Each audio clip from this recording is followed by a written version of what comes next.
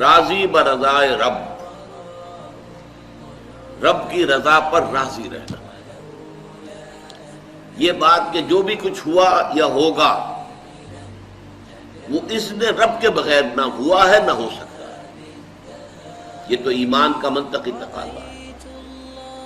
یہاں پتہ تک نہیں ہلتا جب تک کہ اللہ کی اجازت نہ ہو، اذن نہ ہو۔ تو جو کچھ ہوا اللہ کی اجازت سے ہوا، خواہ اس میں درمیان میں کتنے ہی عوامل آ گئے ہوں۔ کسی نے اٹھا کر آپ کو پتھر مارا، لیکن یہ پتھر آپ کو نہیں لگ سکتا تھا اگر اللہ نہ چاہتا۔ پتھر مارنے والے کا عمل اپنی جگہ ہے، لیکن آپ کو اس پتھر کا لگ جانا جو ہے یہ بغیر اذن رب نہیں ہے، لہذا اس کو سمجھیے کہ اللہ کی طرف سے آیا۔ ایک اس میں لطیفہ بھی ہے کہ ایک درویش یہ کہتا ہوا جا رہا تھا ایک جذب کی کیفیت میں، جو رب کرے سو ہو، جو رب کرے سو ہو، جو رب کرے سو ہو۔ ایک شخص نے اٹھا کر اس کے سر پہ پتھر دے مارا۔ اس نے پلٹ کر دیکھا تو شخص نے کہا مجھے کیا دیکھتے ہو، جو رب کرے سو ہو۔ تو اس درویش نے جواب دیا کہ یہ پتھر مجھے تو رب کے مارے ہی لگا ہے، لیکن میں دیکھ یہ رہا تھا کہ بیچ میں منہ کس کا کالا ہو گیا، کس نے اپنے لیے جو ہے وہ عذاب اللہ کا کما لیا، ورنہ مجھے بہرحال یہ پتھر لگا ہے تو اس میں اذن رب شامل ہے۔ اچھا، اب جو شے اذن رب سے ہو رہی ہے، بندہ مومن کا اگر اپنا تعلق اللہ کے ساتھ مخلصانہ ہے، اس میں منافقت نہیں ہے، اس میں ریا نہیں ہے، اس میں دھوکہ نہیں ہے، اس میں فریب نہیں ہے، مخلص مخلصین لہ الدین، تو اللہ تعالیٰ کا تعلق بھی اس کے ساتھ ریسیپروکیٹ کرتا ہے۔ اللہ تعالیٰ انا عند ظن عبدی بی، حضور یہ اللہ کا قول ہے حدیث قدسی میں کہ میرا بندہ میرے بارے میں جو کچھ گمان کرتا ہے میں وہی سلوک اس کے ساتھ کرتا ہوں۔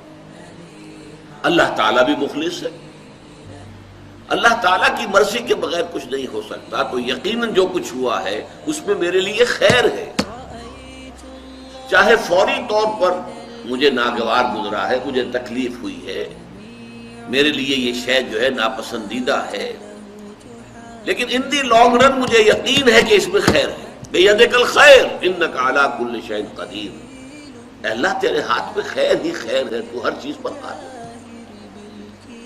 اچھا، جو ہوگا وہ بھی اذن رب کے بغیر نہیں ہوگا، یہی تصور اس کے بارے میں ہونا ضروری ہے۔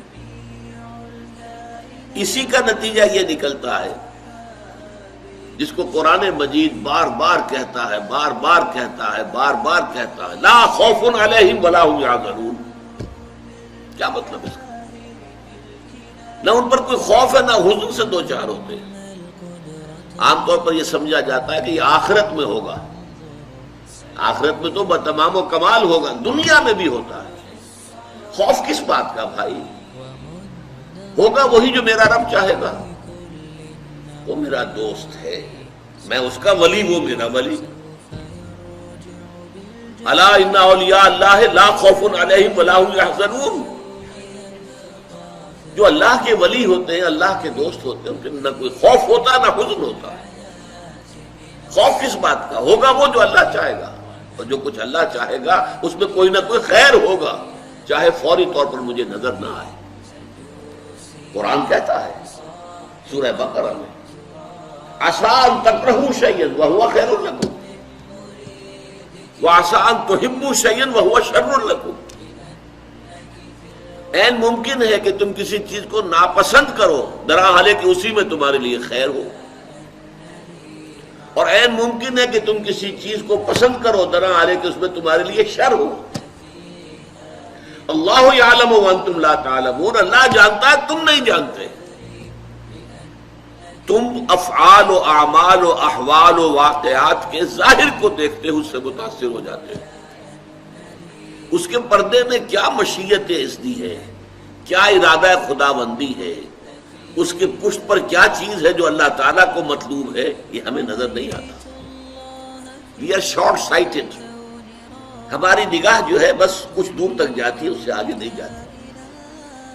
لہذا افعال و اعمال و احوال و واقعات کے صرف ظاہر پر ہماری نگاہ ہے، باطن پر تو ہے ہی نہیں. لہذا ہم اس سے متاثر ہوتے ہیں. تو در حقیقت ایمان کا حاصل الا ان اولیاء اللہ لا خوف علیہم ولا هم یحزنون.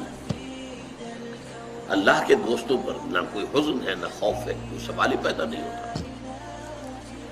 اسی طریقے سے قرآن مجید جو ہے بلند ترین مقام جو انسان کا ہو سکتا ہے، اس کی تعبیر کے لیے الفاظ استعمال کرتا ہے رضی اللہ عنہم ورضوا عنہ.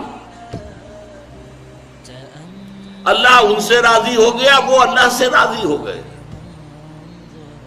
یہ باہمی رضامندی ہے، دو طرفہ اللہ کے ساتھ تعلق ہوتا ہے، دو طرفہ تعلق ہوتا ہے.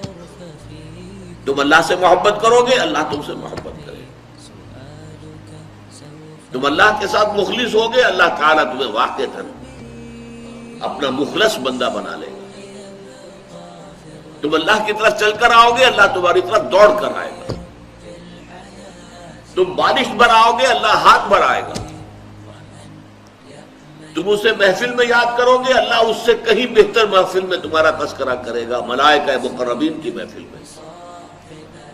تم اللہ کو اپنے دل میں یاد کرو گے، اللہ اپنے جی میں تمہیں یاد کرے گا. یہ دو طرفہ معاملہ ہے. تم اللہ کی مدد کرو گے، اللہ تمہاری مدد کرے گا. ان تنصروا اللہ ینصرکم ویثبت اقدامکم. اگر تم اللہ کی مدد کرو گے، اللہ کی مدد سے مراد کیا؟ اللہ کے دین کی مدد، اس کی نصرت.